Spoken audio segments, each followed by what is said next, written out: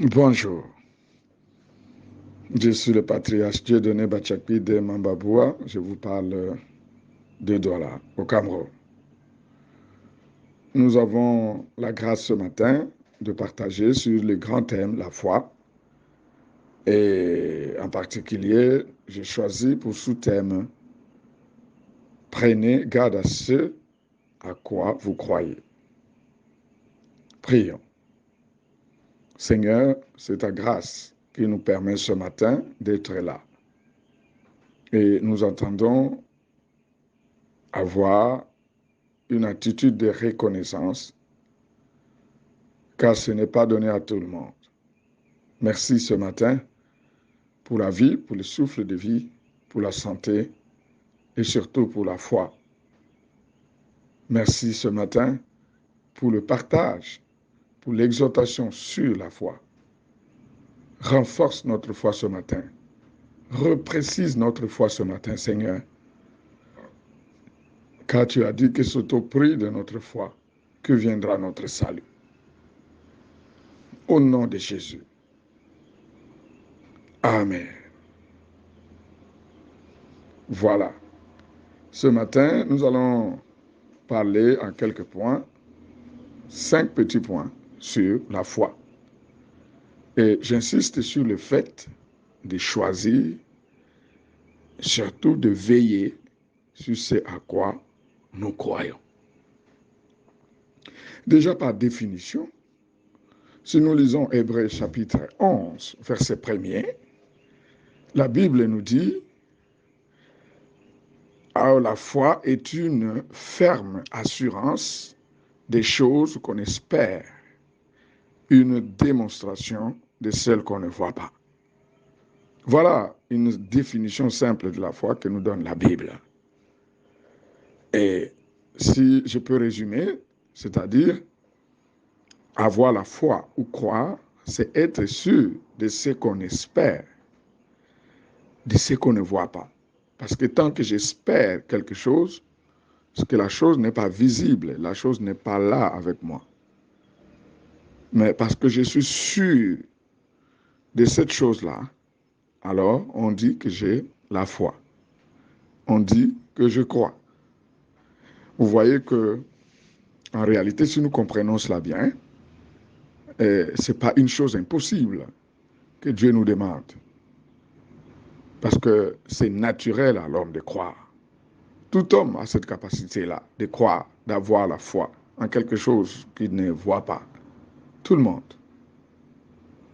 C'est pourquoi on peut voir les hommes croire au lendemain meilleur, les hommes qui croient à leurs amis, les hommes qui croient à des informations, aux médias, à des promesses, à des projets, à des théories scientifiques, à toutes sortes de théories du complot, etc.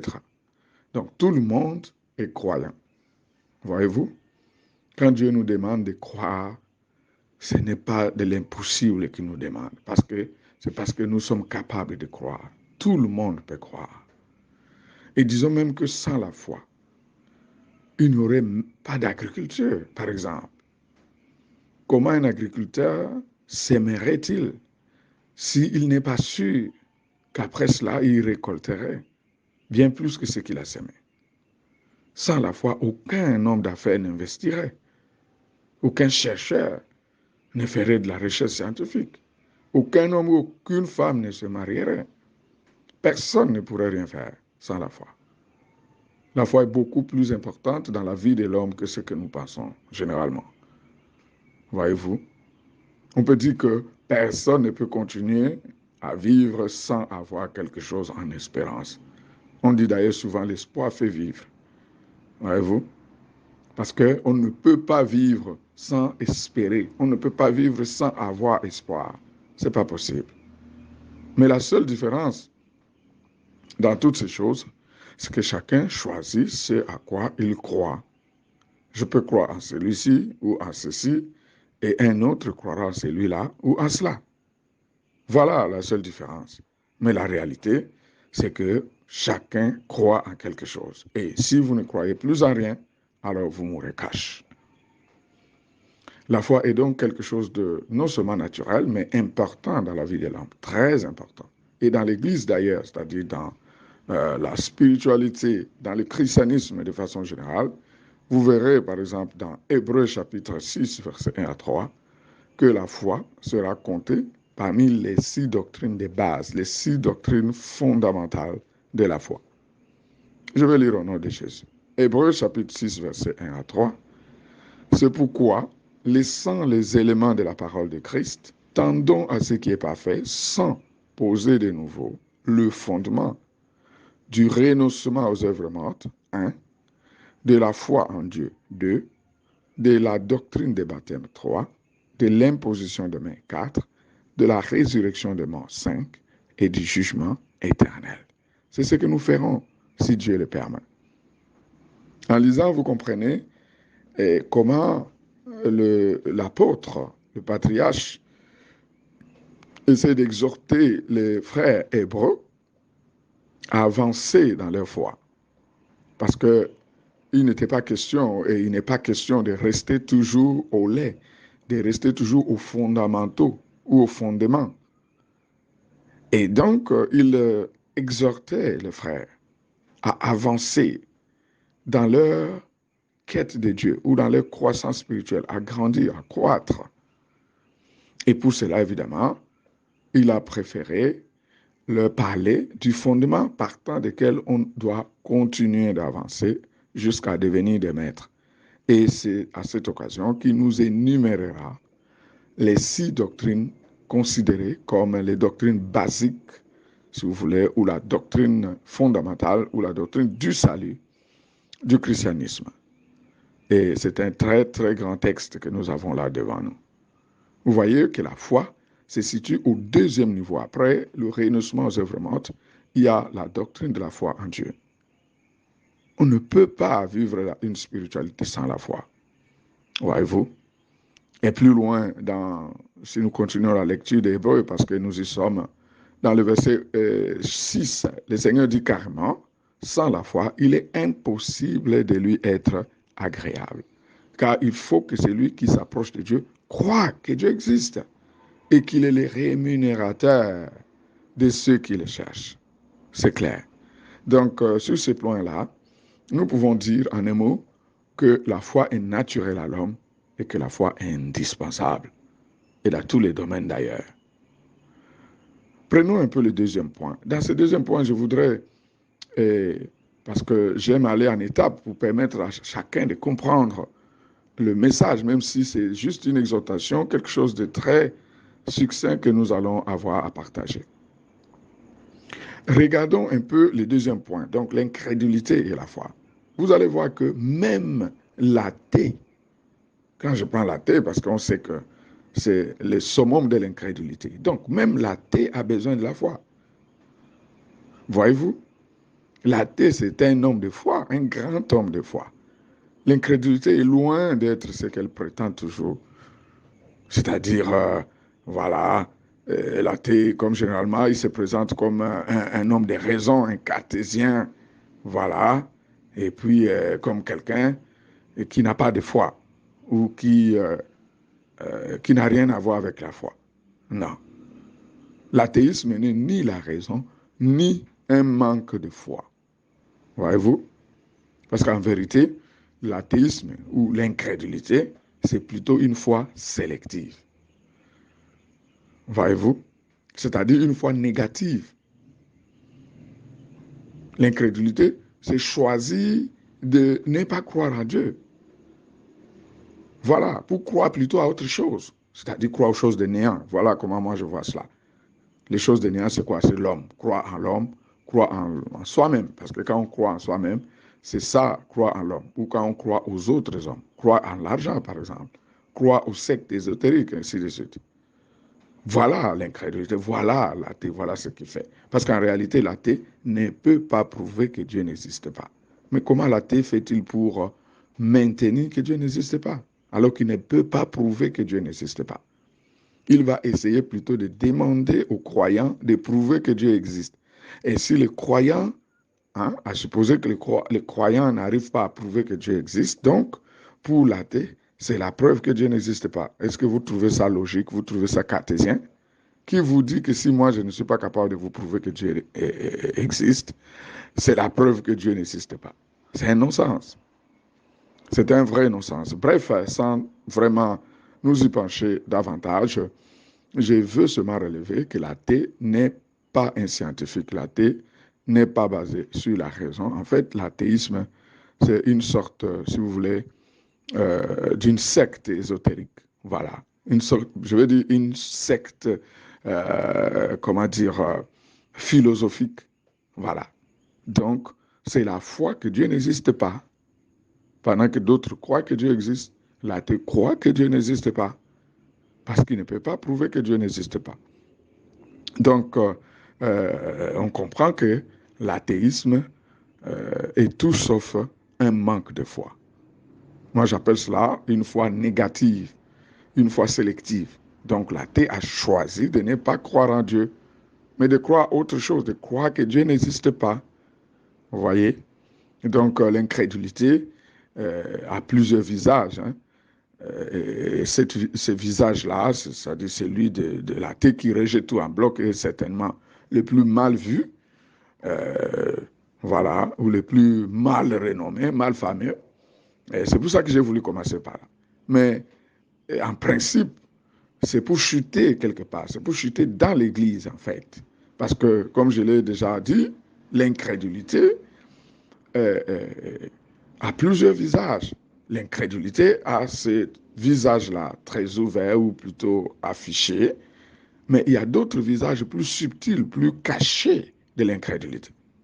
Par exemple, celui qui essaye plutôt d'utiliser Dieu ou d'utiliser la parole de Dieu ou d'utiliser l'Église pour atteindre ses fins personnelles. Voyez-vous, ça c'est un vrai incrédule, mais un incrédule plus malin, plus subtil. Voilà, ce sont les sectaires. Ce sont ces petits malins, ces ramassis des peuples qui infiltrent le peuple de Dieu, qui infiltrent l'Église et qui sont en grand nombre, à très grand nombre, et qui sont comptés parmi les croyants. Et on pourrait citer le patriarche Judas comme étant l'exemple parfait. Il était parmi nos pères et pas de moindre. Il était ministre des Finances et tout ce que vous pouvez imaginer. Donc, voilà. Mais nous savons qu'il était un démon. Voyez-vous? Et voilà, il était là, le grand Judas, le patriarche Judas.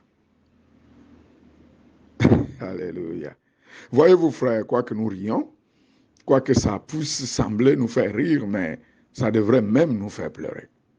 Parce qu'il faut vraiment avoir beaucoup de foi pour rester dans l'Église, non pas pour la vraie parole, mais plutôt pour les miracles, pour attendre sa guérison, pour attendre sa promotion, pour attendre sa prospérité, ou la fécondité, ou le mariage, ou les opportunités de voyage, ou des affaires. Il faut avoir une très grande foi, comme c'est le cas aujourd'hui. C'est plein dans l'Église. Vous savez, à ce propos, Christ un jour, dans Jean chapitre 6, versets 22 à 27, je vais lire quelques mots là-dessus. Un jour, Jésus dit à ces gens-là qui les suivaient, il leur dit clairement, en vérité, je vous le dis, vous me cherchez, non pas parce que vous avez vu des miracles, mais parce que vous avez mangé des pains et que vous avez été rassasiés. Travaillez non pour la nourriture qui périt, mais pour celle qui subsiste pour la vie éternelle. Pourquoi Jésus dit pareille chose? Le lendemain, je vais dire la veille, il avait nourri des gens, il a fait le miracle de pain, et des gens ont mangé du pain, et il y en a eu un grand reste. Tout le monde a apprécié ce miracle de pain, et surtout c'était bénéfique, parce que chacun mangeait jusqu'à se rassasier. Et c'était bien. Le lendemain, Jésus, partout là où il était, voilà, il y avait des gens partout, il s'est retourné, il trouvait des gens sur son passage. Et les gars étaient là. Ils étaient engagés, ils avaient l'engouement. Mais Jésus les regarde, il leur dit, non, vous ne me suivez pas, ça vous devez le savoir. Vous ne me suivez pas parce que hier vous avez vu mes miracles, vous avez mangé le pain et que vous avez déjà cru que moi je suis la vérité, que la parole, la doctrine que je vous ai amenée est la vérité. Non, vous me suivez juste pour manger encore du pain. Hier, vous avez mangé du pain. Aujourd'hui, vous voulez encore un miracle pour manger encore du pain. Voilà, c'est pourquoi vous me suivez. Mais je vais vous donner un conseil, leur disait Jésus. Au lieu de travailler pour le pain qui pourrit, que vous mangez aujourd'hui et demain, vous avez faim. Travaillez plutôt pour la nourriture qui ne périt pas, pour celle qui vit, pour celle de la vie éternelle. Jésus qui faisait les miracles, Jésus lui-même a fait les miracles et il savait que ces gens allaient aimer cela. Mais il y a là eu un problème. Il y a eu là un problème. Parce qu'eux, ils se sont accrochés au miracle et ils ont évité de croire en Jésus. C'est très subtil, c'est très complexe. Et ce matin, par l'occasion que nous avons, c'est pour ça que le Seigneur nous permet de voir ces choses-là. Et on pouvait voir ces gens chanter Jésus, Jésus, Jésus, crier, faire des louanges, comme nous faisons souvent à l'église. Mais ils sont là pour les miracles et rien que pour les miracles. Et il faut avoir beaucoup de foi pour les faire. Mais est-ce que c'était la bonne foi? Non, certainement pas. Christ ne leur aurait pas donné ce genre d'avertissement. Parce qu'il leur dit donc clairement, vous me suivez, je sais le pourquoi, mais moi j'aurais voulu que vous me suiviez pour la nourriture qui ne périt pas, c'est-à-dire pour la parole de la vie éternelle. Comme il disait encore la femme samaritaine, celui qui puisera ou qui boit de cette eau du puits aura encore soif, mais quiconque boira de l'eau que je lui donnerai n'aura plus jamais soif. Christ aurait voulu que ces gens-là les suivent non pas pour les miracles, non, loin de là, mais plutôt qu'ils profitent des miracles qu'ils ont vus qui les a attirés pour les suivre, pour manger le véritable pain, parce que le pain qu'il avait fait, qu'il avait multiplié, n'était que l'ombre, n'était qu'une image du véritable pain qu'il a amené du ciel. Et le pain là, c'est lui-même, c'est sa propre chair, c'est la parole. Amen.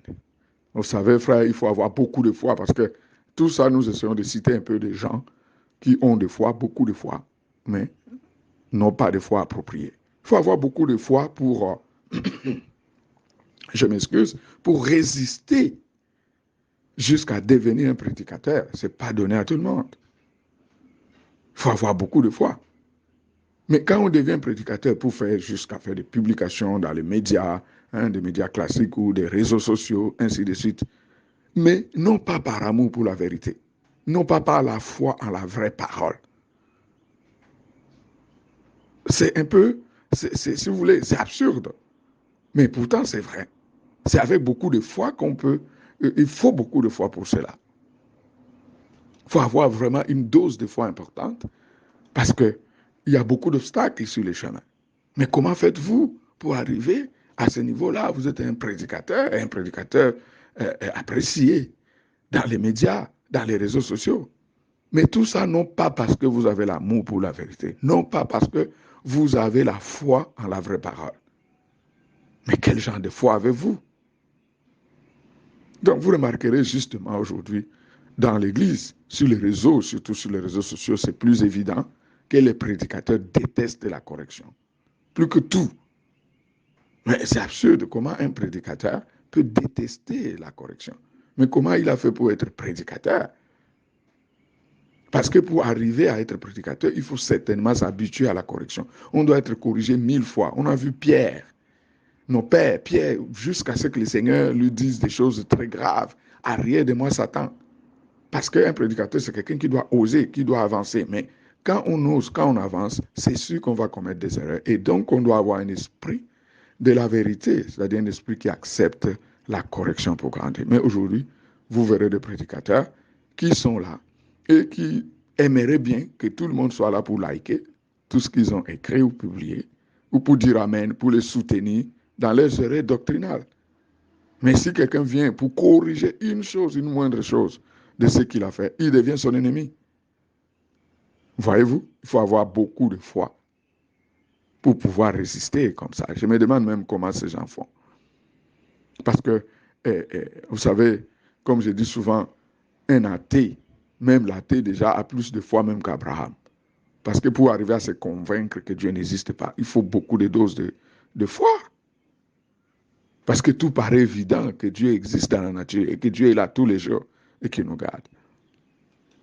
Donc, il faut avoir beaucoup de foi pour faire des miracles. Parce qu'il y en a, des prédicateurs qui font des miracles au nom de Jésus pour guérir des malades, délivrer des captifs, de la possession démoniaque, prophétiser, etc.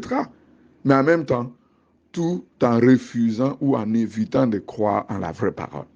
Il faut avoir beaucoup de foi. Hein? Beaucoup de foi.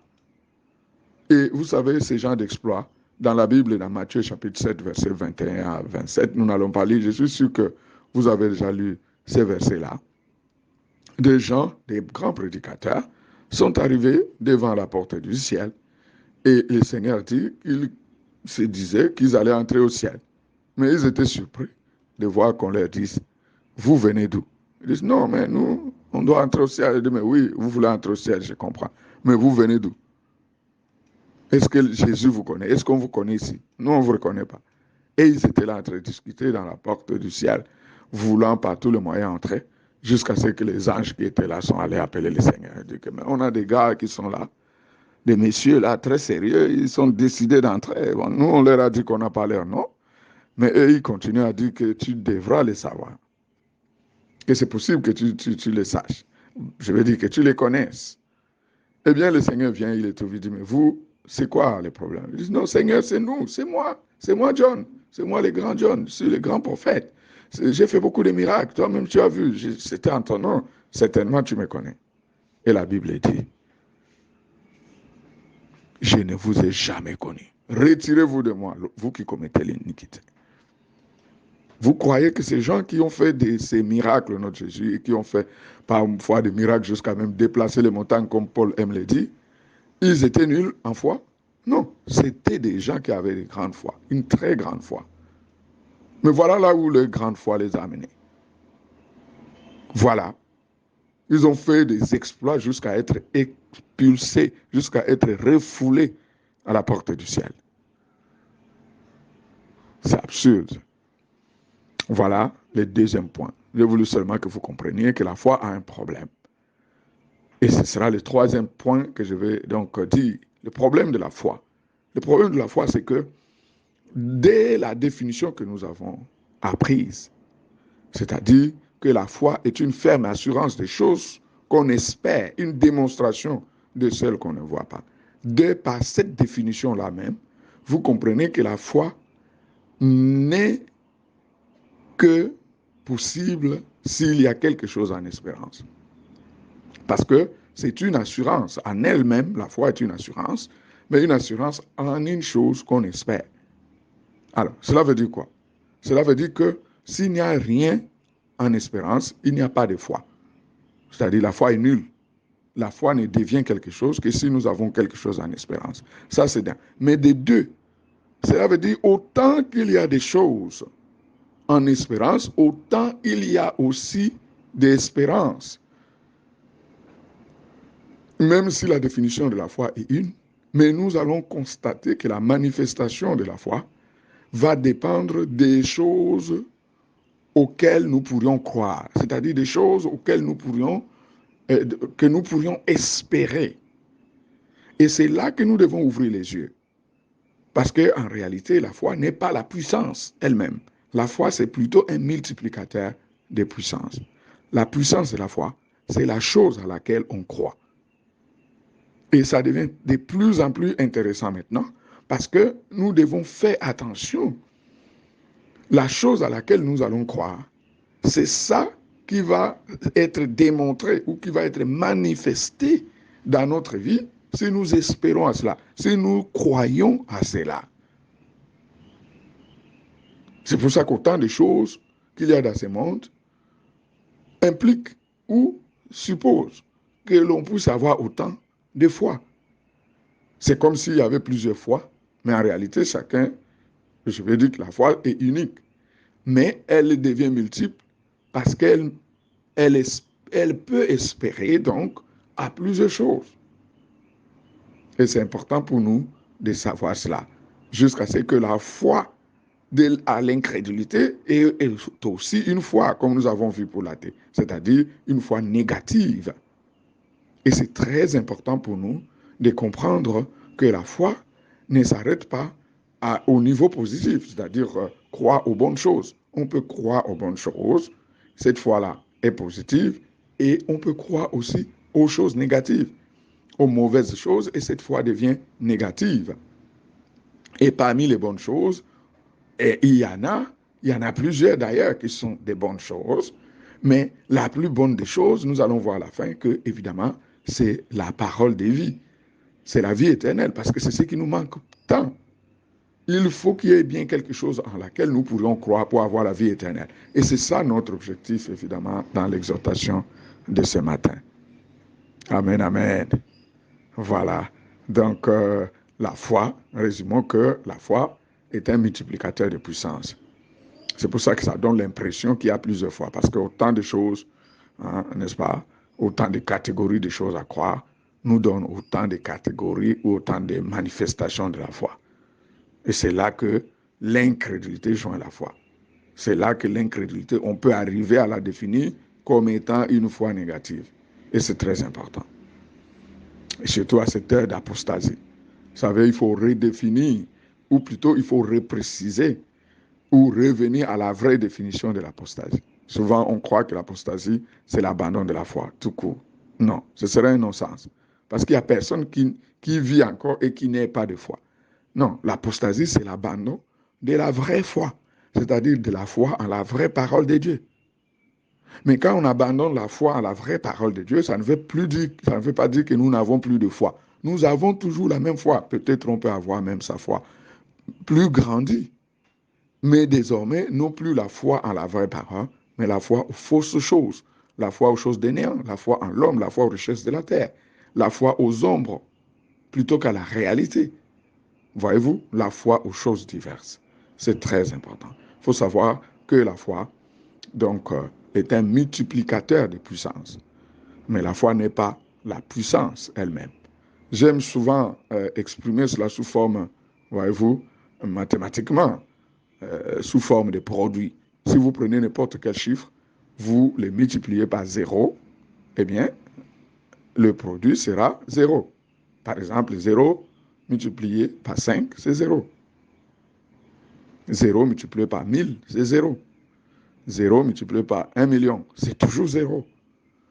Donc, le facteur de multiplication, 0, annule tout sur son passage. Autrement dit, si votre foi est nulle, peu importe ce qui sera, il n'y aura rien.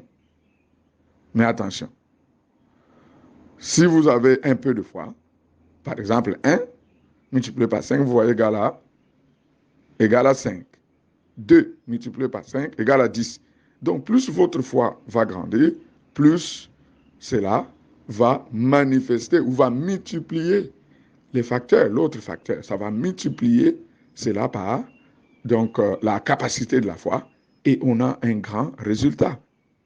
C'est absolument très important. Cela veut dire quoi concrètement? Cela veut dire que si vous croyez au miracle, votre vie sera remplie des miracles de Dieu. Si vous ne croyez pas au miracle, alors votre vie spirituelle sera stérile, gelée comme un bloc de glace, sans aucun témoignage, aucun éclat. Voilà. Mais si vous croyez à l'évangile éternel, à la vraie parole, qu'est-ce qui va se passer? Mais vous serez transformé. Vous allez devenir un véritable chrétien, un véritable né de nouveau, un véritable pasteur, un véritable apôtre, prophète, un véritable. Et quelle sera votre portion ou votre salaire? C'est la vie éternelle. Voyez-vous? Mais si vous croyez à la fausse doctrine, aux fausses paroles, aux multiples fausses paroles qui circulent aujourd'hui, qu'est-ce qui va se passer? Mais vous serez empoisonné, vous serez aussi toujours transformé.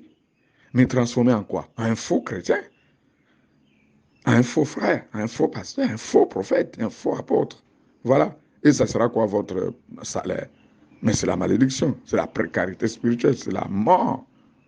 Si vous croyez aux intimidations des gens, des ennemis, hein, les diables, les démons, les sorciers, les méchants, n'importe qui, vous croyez aux intimidations de l'ennemi, alors vous allez commencer à trembler tout seul, jusqu'à vous serez terrifié, angoissé, vous serez affaibli, vous allez donc vous anéantir vous-même et vous allez lui servir ou leur servir la victoire sur un plateau.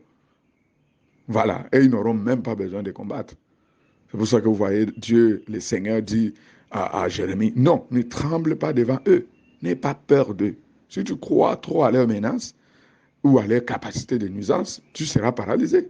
Et moi, Dieu, je vais te laisser croire en tes choses et voilà, et à manger le fruit. Mais je te dis, ne crains pas ces gens-là. C'est l'Éternel qu'il faut craindre. Amen, amen. Alors, si vous êtes facile à croire à n'importe quoi, aux paroles que vous écoutez, tout ce que vous lisez sur les réseaux sociaux, vous y croyez. Vous croyez aux intoxications, à toutes sortes d'intox des hommes. Mais vous êtes perdu, vous serez tous les jours manipulé. Vous allez gâter vos relations à tout moment. Vous perdrez même des collaborateurs, des amis ou des épouses ou des époux. Voyez-vous, vos relations vont souffrir énormément. Si vous êtes quelqu'un de trop facile, chaque chose qu'on vient vous dire, vous croyez. J'ai vu ton gars là, j'ai vu ton employé, c'est un voleur, il a fait ci, il a fait ça. J'ai vu ta femme, j'ai vu ton mari, ainsi de suite. Un homme qui est facile à croire aux intox, à croire à tout ce que l'on dit, il va faire beaucoup de dégâts dans sa vie. Parce que vous ne pouvez pas croire à ces intox et rester les mêmes. Ça va vous impacter. Parce que la foi est un multiplicateur de puissance. Ça va multiplier. C'est la foi que vous avez va multiplier ce que vous avez entendu là. Et ça va aggraver cela et ça va devenir autre chose. Donc voilà un peu ce qu'on peut dire donc, sur la foi. Hein. Vous croyez à une nouvelle. Si c'est une bonne nouvelle, vous voyez directement, vous en ressentirez mieux.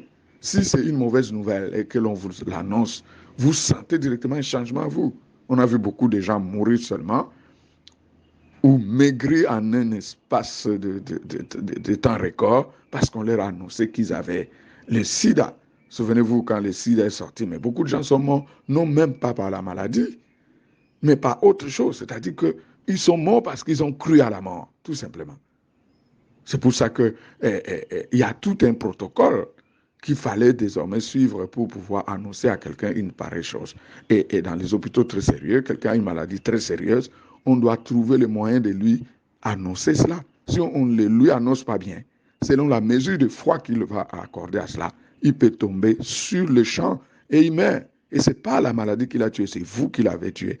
Évidemment, malheureusement, c'est sa foi, parce que s'il avait pu gérer sa foi et savoir en quoi croire et comment croire, cela pourrait, vous pouvez lui sauver la vie. Donc, en bref, si vous croyez en la vie, sachez que vous vivrez.